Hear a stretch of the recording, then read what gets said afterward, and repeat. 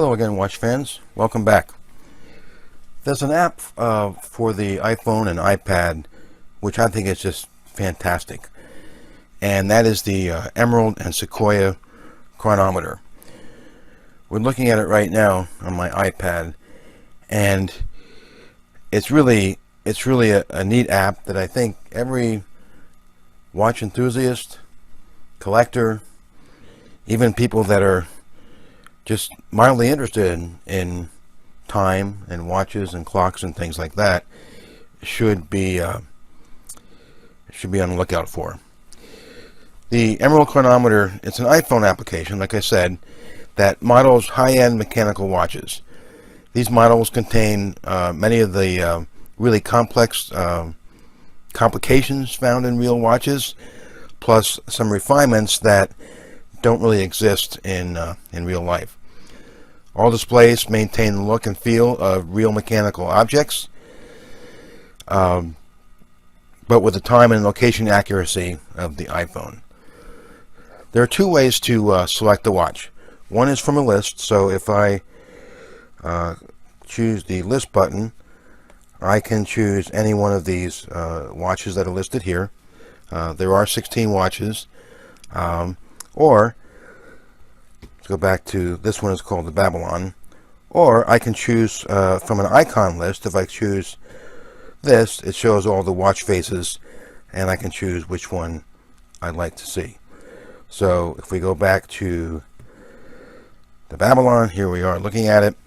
Almost every watch has a night version and also a back version. So if I choose the night version, you can see what it would look like here. Go back, and I can choose the back. In this case, it's just a solid case back.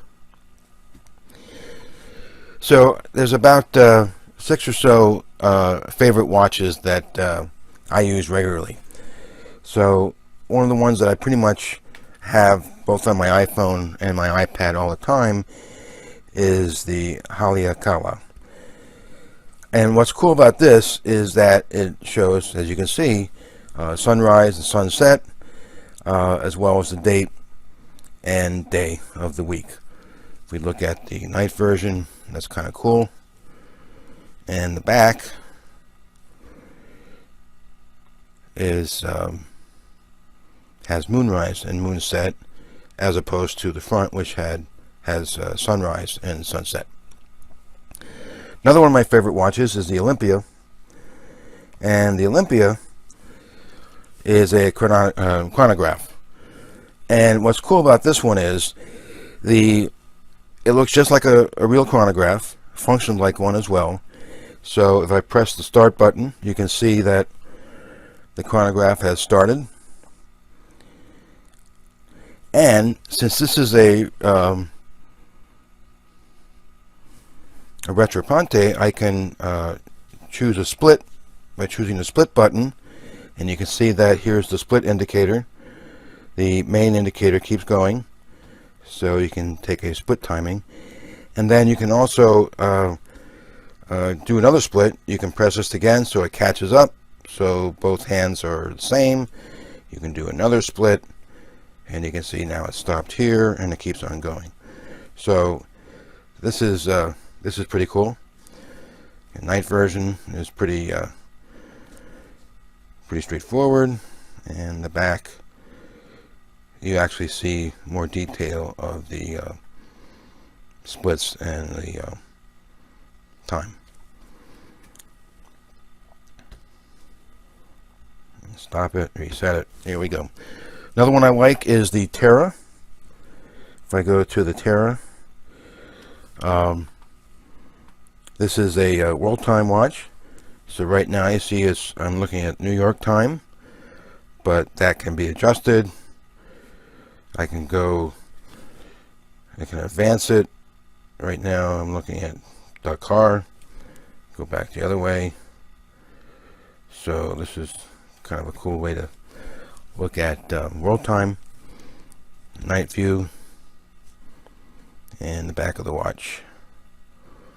What's nice about the back of the watch is once you set several times, you can then just bring them up and see them as you need to be. Still another one is the Atlantis. The Atlantis shows latitude, longitude. Look at the back. There we go.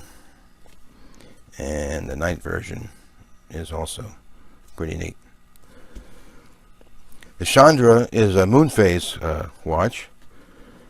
And what's neat about Chandra is that it's actually a picture of the moon. And as opposed to a little symbol or a little picture, this is the actual moon itself. So you can see just barely on this edge right here that it's a waning moon. In fact, last night it was not just past the full moon.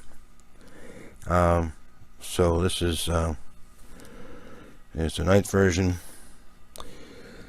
The Vienna is a 24-hour watch.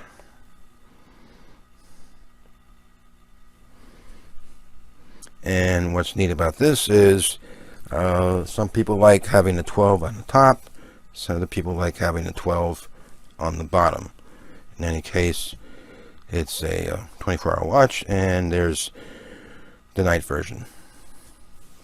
Finally, the last one I like is called Mauna Kea, and this one is solar and sidereal time.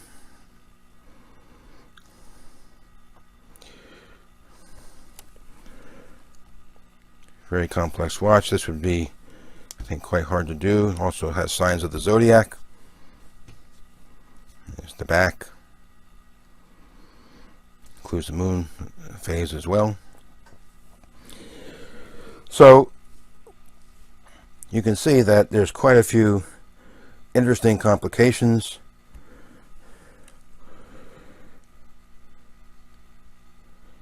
And let's go to my usual watch. There we go. Haleakea. So this application does not depend entirely on the iPhone's internal time, because that can be off by several seconds, and that depends on various cell towers that you may be connected to when you're out and about. The application synchronizes this time using the Network Time Protocol, NTP, and NTP is stable and usually differs from the international standard atomic clocks by less than a few hundred milliseconds. So, by the way, if you look up here, you see like a little green dot here and a little green dot here. That's saying that it has synchronized with NTP. So this is actually what I use to set all my watches in my watch collection, rather than trying to use the iPhone time, which, as I mentioned, can be off by a little bit. The Cronometer application uses the Gregorian calendar for future dates and for past dates back to 1582. Uses the Julian calendar from 1 BCE to 1582. And prior to 1 BCE, it uses a proleptic Julian calendar with leap years on 1 BCE, 5 BCE, etc. Also, the astronomical calculations in this application obviously depend on your position on the Earth's surface. Time depends on the time zone that you're in. Your position and time zone are determined automatically, or you can set them manually if you want to. I won't go into that, but that's possible. It uses the iPhone's location services to get the geographic location it needs to calculate the times of astronomical events like sunrise and sunset. Location services use a variety of methods to determine location depending on the available hardware, including GPS, cell phone tower triangulation, and a database of Wi-Fi hotspots. The application is designed to be a realistic depiction of a mechanical watch on an iPhone. And according to the developers, they have said that considerable care has been made or taken to avoid displaying things that are not possible physically, to enhance the illusion that you're looking at a real mechanical timepiece. For example, the moon phase that we saw before in the watch called Chandra. If we go back to Chandra,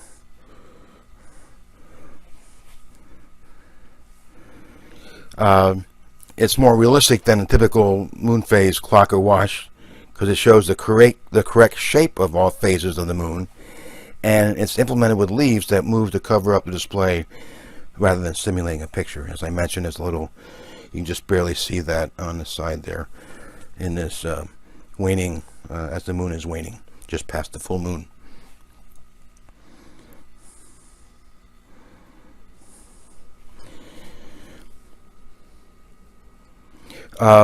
You'll see examples of this kind of thing throughout the app.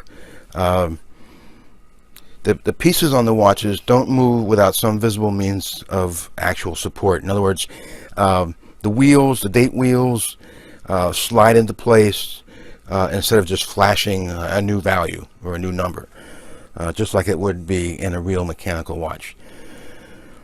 And of course, the watches are designed to have the look and feel of something that's actually mechanical.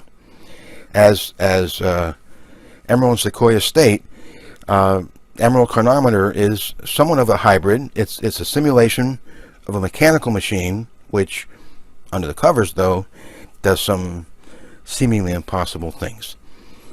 So I've saved the best for last. This app cost only $1.99.